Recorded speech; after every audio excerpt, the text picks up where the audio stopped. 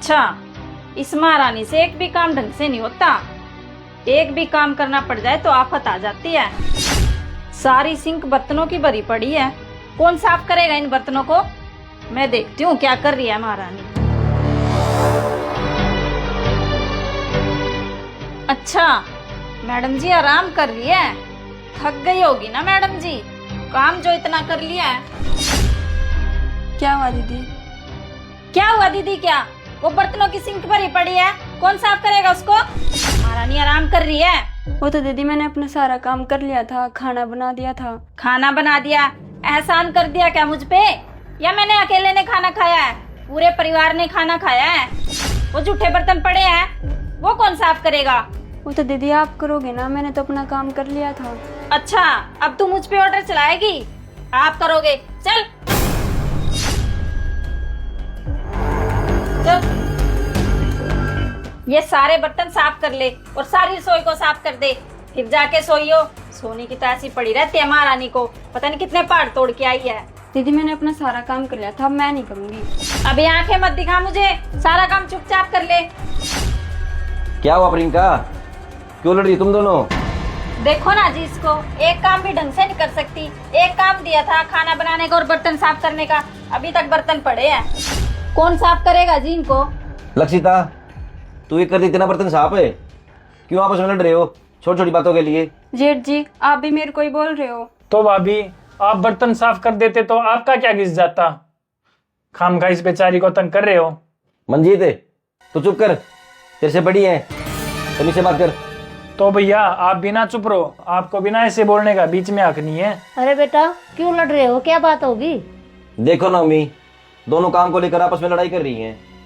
देखो ना मम्मी, आप इसको एक काम दिया था खाना बनाना और बर्तन साफ करना, अभी तक बर्तन पड़े हैं सिंक में। आप ही देख लो। मम्मी मैं करने वाली थी, बीच में मेरी आग लगी, थोड़ी थकावट सी हो रही थी, इतने में तो दीदी ने कलेश ही मचा दिया। अच्छा, मैंने क्लेश मचा दिया? तू तो बड़ी तेज है, काम तो तुझसे होता नहीं। मम्मी अब ये रोज रोज का क्लेश ना अब मुझसे बर्दाश्त नहीं होता। मैं ना ऐसा करता हूँ, लक्ष्य को लेके ना अलग रहने लग जाता हूँ, और ये भैया और भाभी ना हरदम लड़ाई करते रहते हैं। और मम्मी ये तो ये भी नहीं देखते ये हमसे बड़े हैं, इनको लड़ाई नहीं करनी चाहिए। सुनो जी, ये जाए या ना जाए, हम चल पड़ते हैं इस घर से। किसी को काम तो करना होता नहीं, दूसरों पे इल्जाम लगाने लग जाते हैं। और ना इस घर से रोज रोज की महाभारत ये खत्म होने वाली नहीं है। चलो। कोई मेरी भी सुन लो, क्यों ड्रामा मचा रखा है रसोई में? ये बातें ना बैठ के करने की होती है। चलो उधर बैठ के करेंगे।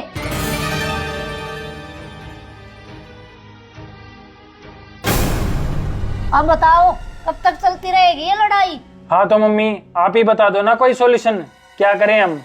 हाँ मम्मी, अब आप कोई सोल्यूशन बताओगे तभी हम इस घर में रहेंगे, नहीं तो नहीं रहेंगे। रोज रोज की लड़ाई नरक हो रखा है इस घर में रहना। किसी ना किसी दिन ना हम दोनों के सिर फूट जाएंगे। मेरे जितने जी मैं ऐसा नहीं होने दूंगी। मेरे मरने के बाद तुम दोनों भाई कहीं भी रही हो। तो मम्मी अब आप ही बता दो, हम रहें या ना रहें इस घर में? रहना तो बेटा सबको साथ ही है, ऐसे जाने लगे तो घर खाली ना हो जाएगा। अब मैं जो बोल रही हूँ ना तुम वैसा कर लो। प्रियंका बेटा तू बड़ी है, सुबह की रसोई की सारी जिम्मेवारी तेरी होगी, कभी कल को लड़ाई करे। ठीक है मम्मी। सुन बेटा लक्ष्ू, श्याम की सारी रसोई की जिम्मेवारी तेरी होगी, कभी तू भी कल को लड़ाई करे जैसे आज हो रही थी। ठीक है मम्मी। तो मम्मी अब ये और बता दो, झाड़ू पोछा कब और कैसे करना है?